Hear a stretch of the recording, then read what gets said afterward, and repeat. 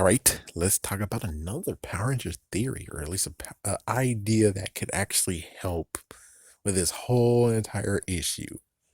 So remember when I talked about reading Lord Zed's boy? Well, how about we actually kick that idea and make it a little bit more? Of course, Boom Comics will have to help me on this. It's like, yeah, Boom Comics has to help me on this. This is the only way how this works. You have to give me a good mini series of this whole entire event. But here we go. So they got married in season 3. Okay. Zeo, they had to run away because the Machine Empire. Then the Machine Empire got taken away. Then they were living a vida loca, I guess, in Power Rangers Turbo, supposedly. It's like, yeah, no one's hunting them, I don't think. Or considering the Machine Empire is rebuilt, we find that out in space. They could still be running from the Machine Empire. Not sure. But with all that, when did they got busy? That's the good question. When did they get busy? Did they get busy in season 3? They could have, but then the thing is that from season 3 all the way to then you have Zeo, Turbo, then in space, the end. That's 3 years. That's just 3 years of the boy. Now, if we can go with the idea of what happened with the sword guy, jerk ass sword guy, where he's like, I sealed them away. It's like, yeah, you're an idiot. He was like, what, 20 years old or something? So I know you could say he's an alien. I know you could say he's sped up and maybe he's dog years wise, which means that dog years, when he was 1 years old, he's 7. When he was 2, he was 14.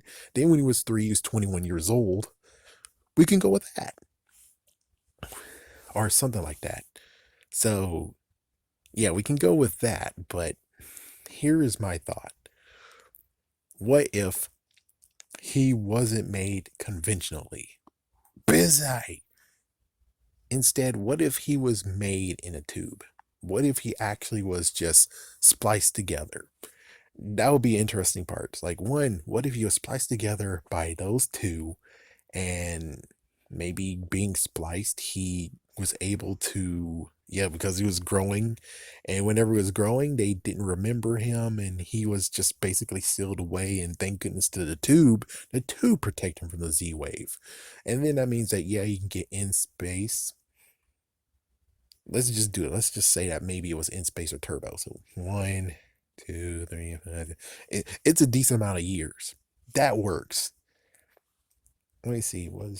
It's like, sorry folks, it's like, yeah, it's gonna get very stupid, but here we go. Let me try to remember. Um Dino Thunder, I think, was 2003 or 2004, right? After Dino Thunder was SPD. After SPD, so at least 2007. So basically, yeah, it's like, even though it's 2007 and 1997, 1998, that just makes him 19 freaking damn years old. It's like, yes, well, you could still, well, since, sorry, 1999 all the way to 2007. He's 18 years old anyways. So, what the frick? It's like, I can't do this. I can't do this. But again, he's an alien. He might age a little bit differently.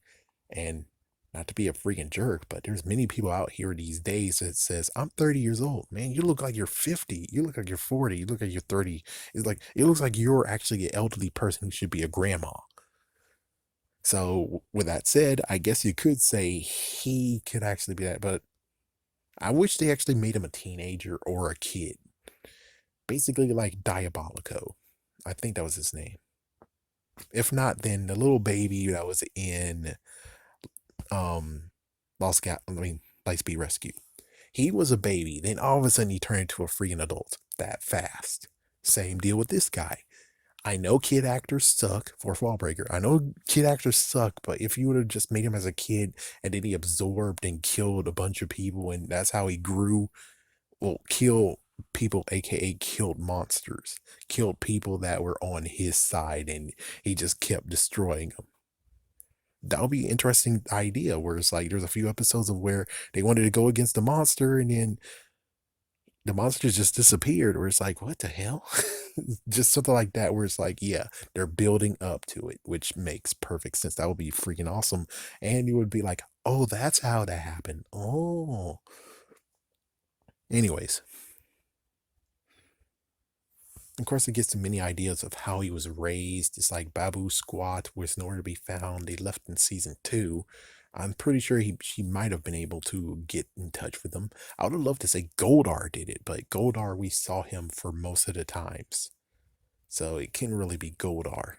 Well, I think after Turbo, so yeah, it could be Goldar and Rito, and they both raised him. That works until, of course, in space.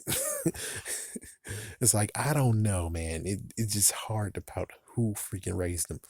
And who's the one who actually did the experiment? Who's the one who actually genetically made him? Could be Finster. Finster only likes clay. I guess Finster could do it, but just going by what we saw in the TV show versus the comic, he seems like he enjoys clay too much. He's not even into the mad scientist part of things. So, not sure.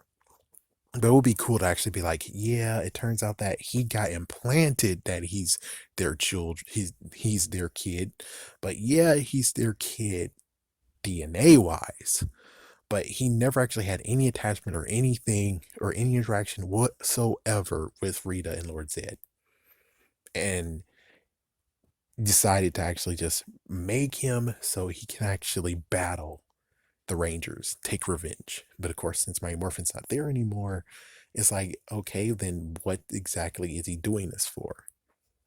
Which, of course, is against the Rangers. Yes, that makes sense, but does it really make sense that he actually will victimize Rangers he don't even freaking damn know?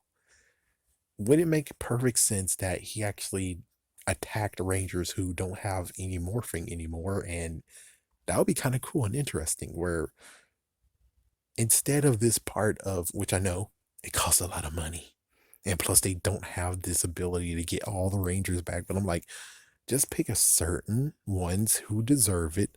Like, for instance, in quotations, deserve it. Basically, like everyone in space has to return. But considering they do have their powers, never mind. But that would be cool though. Then that means that it would be him versus all those Rangers. And it will be an interesting idea of all the Rangers who did still have their powers. He goes one by one and takes them down. I don't know. It's not, and then the sword guy freaking ruins that shit because he's like, he got veteran Rangers though, who lost their powers. And it's like, oh, it's hard. It's like, yeah, this is hard to even work with, but we don't know when he was made, but it's a good idea that why not make him test tube? Why not make him actually genetically made instead of they got busy? I think that works better than this idea of they got busy sometime and then they hid him away and then he grew, and I think he was like galaxies far away because I'm just saying the Zordon wave didn't take him out. Pretty sure the Zordon wave should have took everyone out. And I know that, yes, but I have a video that already explains how did some evil survive that. Even though I do have to admit there is some other aspect I should talk about when it comes to that too. But for right now, the sword guy's a complete dumbass idiot, and I'm going to always say that because he is. Because you sealed him away instead of just continuing on the fight to the very end when the Z wave hits him. That's all you had to do. And instead, no, you sealed him away, and that protected him from the Z wave. The frick.